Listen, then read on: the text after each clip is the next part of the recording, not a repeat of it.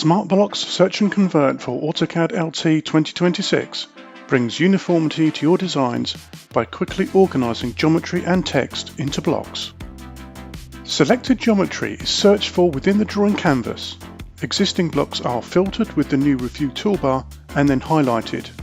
These selected geometries can then be converted into instances of a new block or an existing block. The converted blocks are automatically placed onto the previously specified layers, all to help promote content reuse and standardization across your drawings.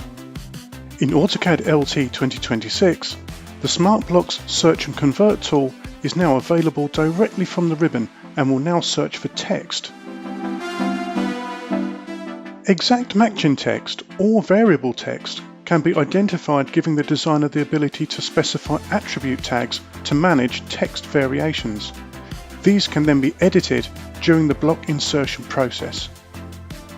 The new Smart Blocks Search and Convert enhancements enable designers to work more efficiently with blocks.